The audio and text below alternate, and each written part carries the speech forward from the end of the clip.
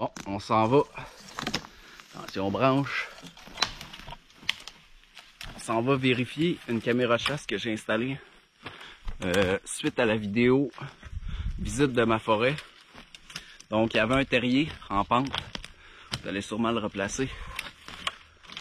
Puis j'ai posé une caméra de chasse pour voir qu'est-ce qui se trame là-dedans.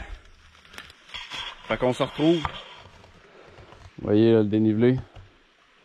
Le ruisseau qui est juste là. Pour vous donner une idée du dénivelé.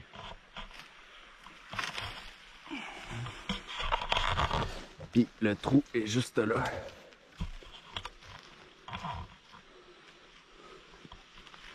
J'ai placé ma caméra juste ici. Fait que on va voir qu'est-ce qu'il y a là-dedans. Donc ma première intuition c'était le raton laveur, vu la présence d'eau, la présence de pente puis de vieilles souches. En fait, le raton laveur n'était que de passage sur les images. On a également le polatouche, qui est l'écureuil volant au Québec. Il y a le petit polatouche et le grand polatouche.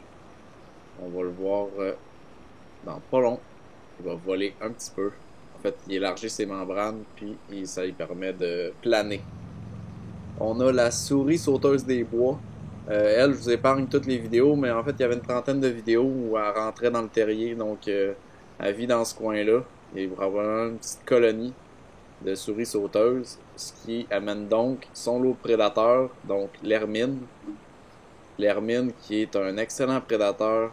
C'est autant je respecte cet animal, autant je trouve que c'est un petit Chris.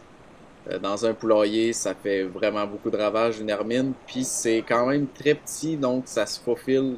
C'est difficile d'avoir un bâtiment complètement hermétique face à ce type de prédateur-là. Sinon, là, on voit qu'elle s'est enfuie, en fait, parce que, vous allez le voir, le terrier est habité, en fait, par une moufette. Donc, c'est elle, en fait, à qui est cette maison. Donc on la voit rentrer plusieurs fois, puis là, un moment comique, la petite Hermine elle veut aller voir à l'intérieur et elle prend la poudre d'escampette parce que la moufette était encore à l'intérieur.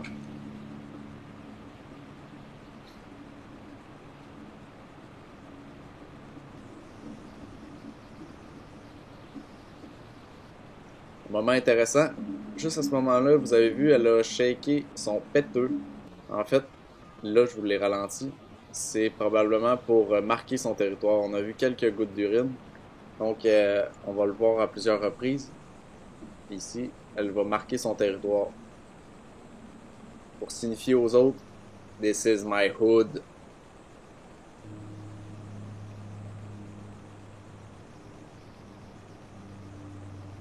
Sinon, à ce moment-ci, je pense qu'elle a vu un insecte, quelque chose, parce qu'elle va gigoter un peu là-dedans.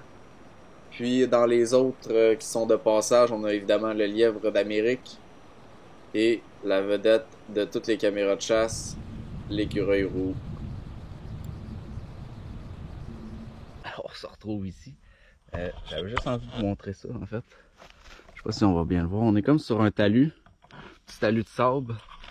Puis on voit les petites traces. En fait, c'est un peu comme des traces de poule, des petits doigts.